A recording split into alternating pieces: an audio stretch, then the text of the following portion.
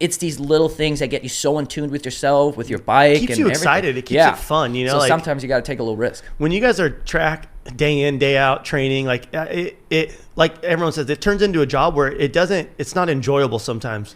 Even though you're riding your dirt bike for a living, sometimes it's hard on you. It gets bored. Like, you need to keep it fun sometimes. Yeah, and on day in, day out, like keeping your mind, there's certain weeks where you're really on it and really paying attention to detail, making a difference, but it also becomes monotonous sometimes. And then you tend to fall into this kind of like tunnel vision of doing the same movements. Like, I always try to mix it up with, even if it's slower, but I hit different rhythms than, the other day. Just to do it. Yeah, exactly. Just to, not worry about what the actual lap time is, but making whatever the second option is work. Yeah, sometimes you're not going to be able to take the fastest lap when you're at the races. Like, someone's going to be in your line. You're going to be lapping someone. Like, yeah, and so then something as stupid as popping wheelies for 5 minutes, like trying to scrape the fender, which it's kind of hard on our bike actually. It's really hard. They're geared so long too, where like you kind of have to go slow in a sense. Yeah. And you constantly have to be on the clutch, or else you'll stall it. So I guess this setup is not perfect, but something as stupid as that, doing nose wheelies, doing little transfers.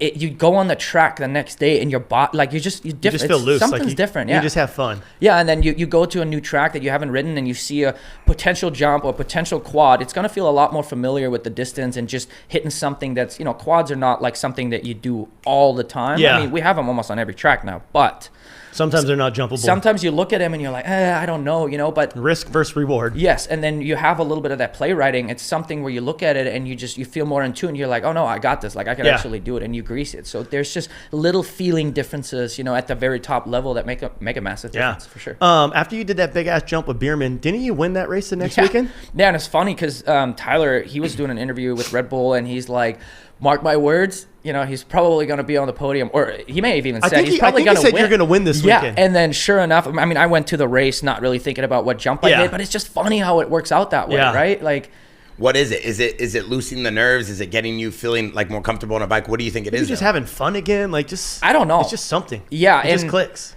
With something like that, maybe it's just the black and white picture of like, this is exactly what we were talking about. Because for me, like, I'm not really thinking about it. I'm putting in all the effort to be there. And then it just ends up happening because it's not a sure thing. You don't just jump big jumps and be like, oh, I'm going to do good this week. But it's just this internal something that you have.